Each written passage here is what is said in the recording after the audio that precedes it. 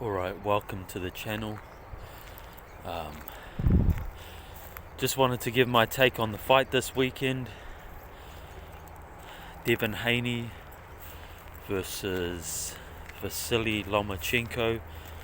Listen, this is a good fight. This is a better fight than Gervonta Davis and Ryan Garcia. That was more of a show fight. But this is a real fight here. This is for the undisputed at 135 lightweight. And yeah, this is gonna be an interesting fight. I say interesting because I'm not sure if it's gonna be a classic, a good fight. I'm not sure if it's gonna be a back and forth. You know, it all depends. It all depends on the tactics these guys come out with. Really, it depends on Lomachenko. Lomachenko has to go forward. He has to try to get an inside on Haney. Haney being the bigger guy, longer reach, good defensive boxer. But you know, Haney's never had to fight a guy like Loma, a guy at this level, with this level of skill, with this level of inside fighting. You know, it's a different, it's going to be different than anyone Haney has fought before. So, you know, that's interesting. And yeah, we don't know how good Haney is because, listen, Haney probably has the worst resume of any undisputed fighter ever. Reason being is because he's beat nobody. Even though he's undisputed, he didn't actually have to work to get those belts. Okay, if you don't know, Loma won 3 of those titles, beating decent opposition, good opposition. So Loma won 3 titles. Teofimo Lopez won another. Those two met.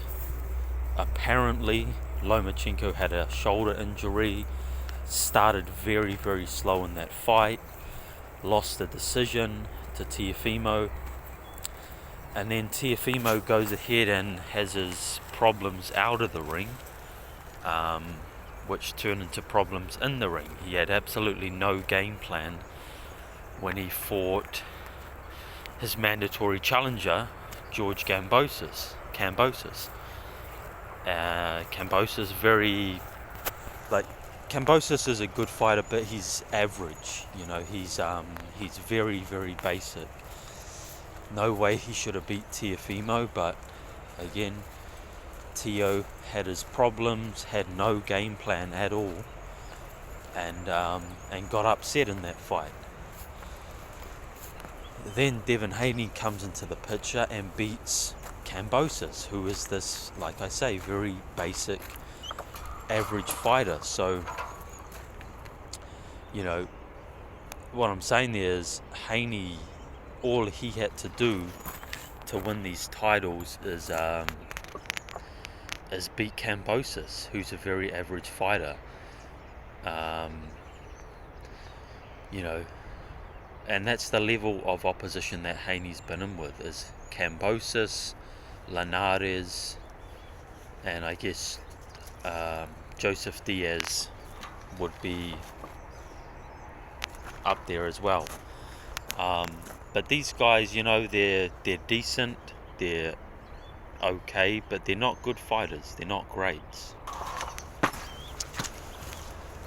So Lomachenko will be the first great fighter that Haney has ever come up against. Yeah, whole new level.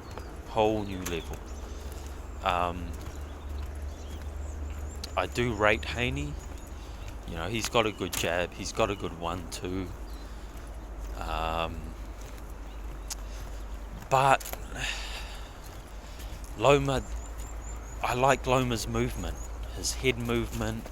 he sort of comes in like Canelo, you know, moving his head side to side when he comes forward.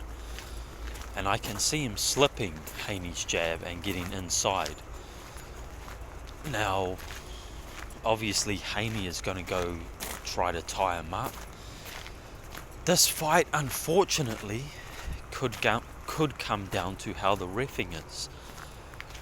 If the ref allows Haney to tie Loma up, then, you know, that could really